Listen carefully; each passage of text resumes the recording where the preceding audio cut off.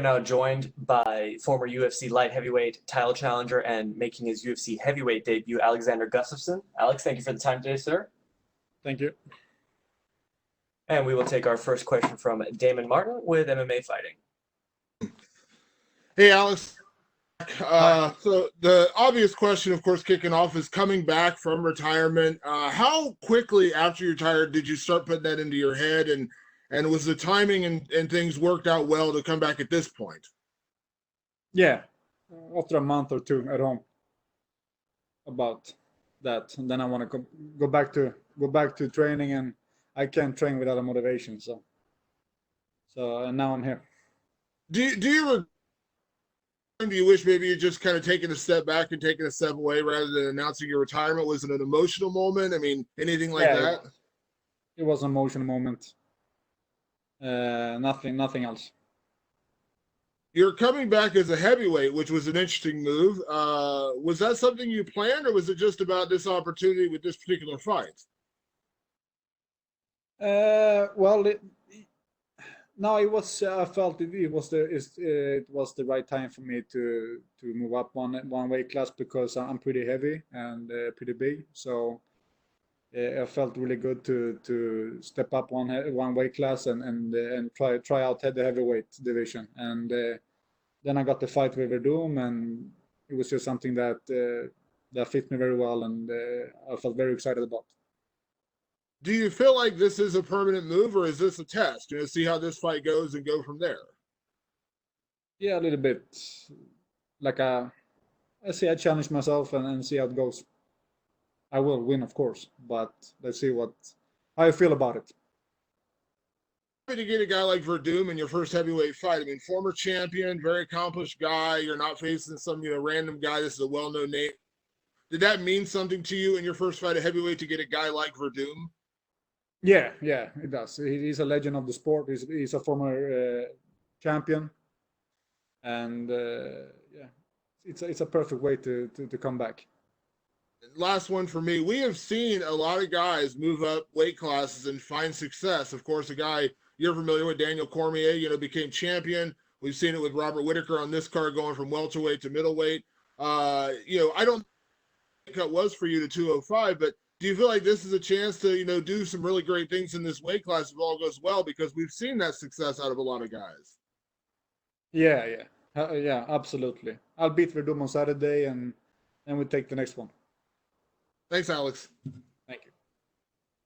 And we will take our next questions from Gabriel Pangalangan with Dojo Drifter.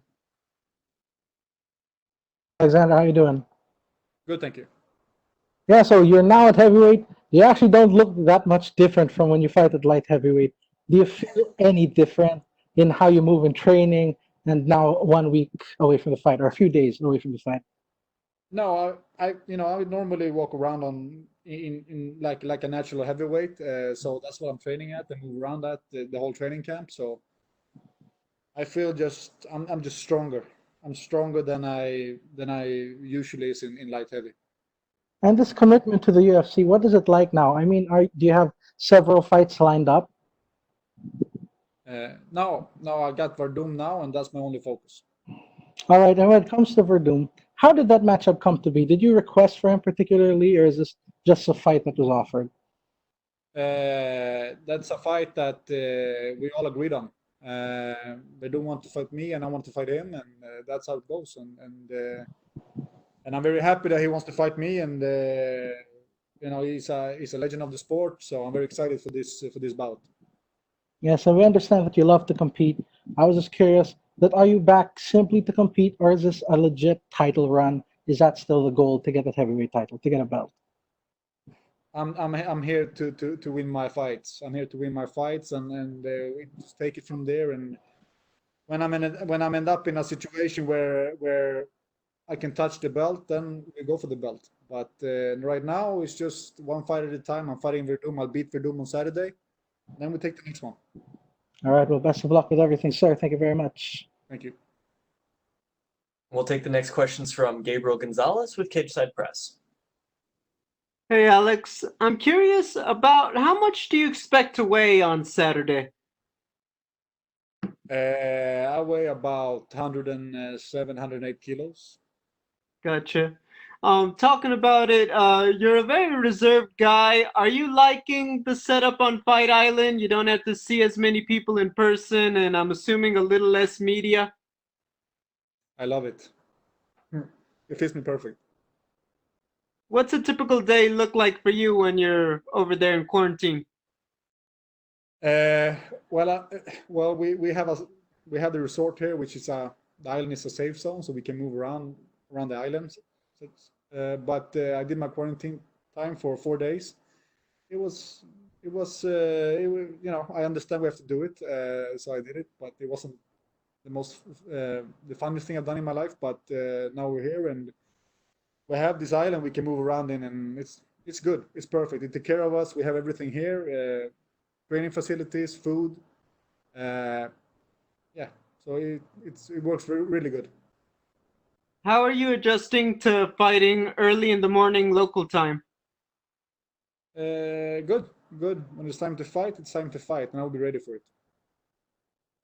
Final question. I guess a lot of people, you talked about it when you stepped away, it was in the moment and everything.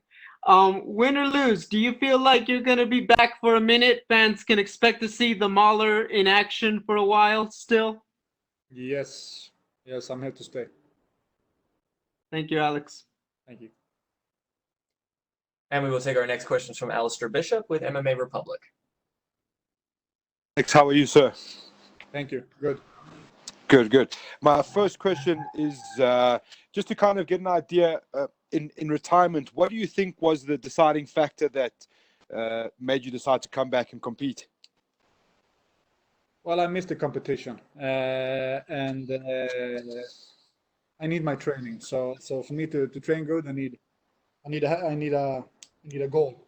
And for me, that's competition. So it came naturally for me to come back. And the decision to come back at heavyweight, was it based on avoiding weight cuts or just being as comfortable as possible in competition? It's all about feeling good and have a good training camp.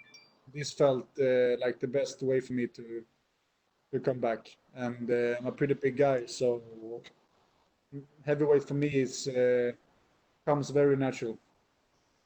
What sort of speed advantage do you think you'll have in the heavyweight division, especially with your boxing? A lot. Fantastic. Your teammate, Kamzat Kimiev, we saw him burst onto the scene now. We've seen him in Brave before. What do you make of him, and what do you think about his future? Very good. He's a future world champ for sure.